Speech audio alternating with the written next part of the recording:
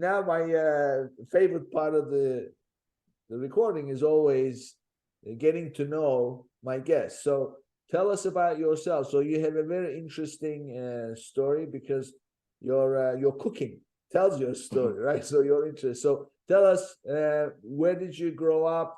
When did you realize you were interested in this kind of stuff? So I grew up in Nepal. I came to United States to study. Initially, I came to study hotel management. That's where my cooking, interest started grew. But while I was in Nepal studying hotel management prior to coming to US, I had a marketing class. The professor there was so nice, so convincing, so knowledgeable. He actually got me more interested in marketing.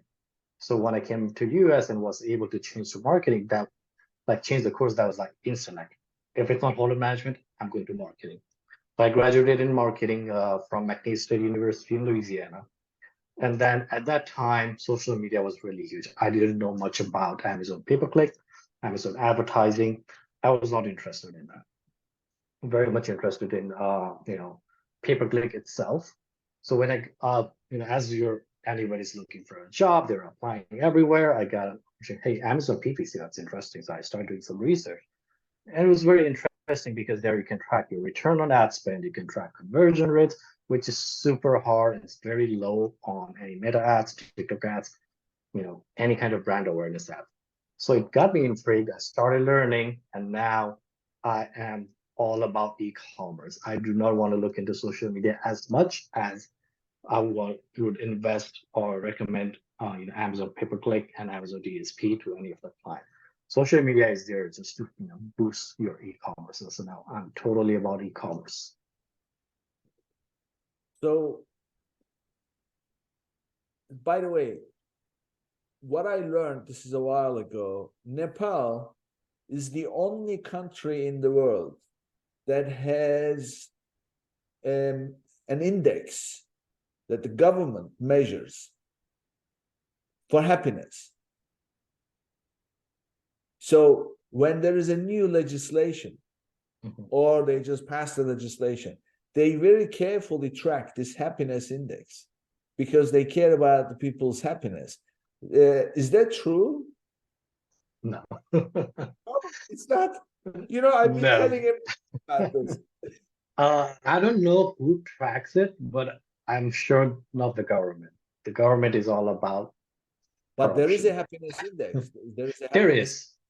There is. Oh, Uh, um, I don't know. I'm not sure about the happiness, but I know the peaceful index. So Nepal is one of the most peaceful countries. So we rank very high on it. Happiness, I think, comes because of the peace. yes, yes, But I yes. can tell you that data is Well, all I BS. don't know. I don't know. I don't know that I Yeah, agree. Respectfully, I think happiness brings peace. I agree. Yeah, that's one way to look at it. I agree. Because I read this book called Happiness Advantage that I recommend everybody by a gentleman called Sean Aker. So he starts the book by saying that in the old days, when everybody thought the world was flat, then fast forward a little bit, that they thought that the whole universe, the world was in the center of the universe and everything revolved around the earth until Copernicus. When he came along and invented the telescope, it turned out it was exactly the opposite. It was the sun that everything else revolved around. So his analogy is very simple. Everything in life, success, money, love, whatever, all revolves around happiness. So his point is you just need to be naturally happy. But because of the kind of lives we live, we get wrapped up in all kinds of stuff and we're never happy because we index our happiness to our goals.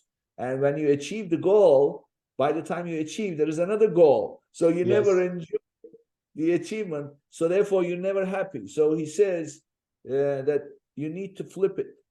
So happiness is in the center of everything. That's why I say happiness may bring peace. Uh-huh.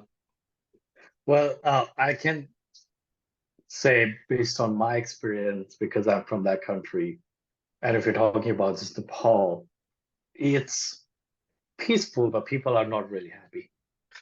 That's all Really? I'm not gonna get into hot waters with the government, but they're not happy. Well, they're not happy in general, or they're not happy with the government. They're not happy with the quality of life, the opportunity, government, Yeah. Well, I mean, that's legislations. yeah. So they're not Yeah, happy with the government. So yeah, this is what I say. Being not happy with the government is actually a good thing because it encourages you to do something about it. What is yeah. not okay is not happy with the government and you just complain. You don't do anything. That doesn't go anywhere.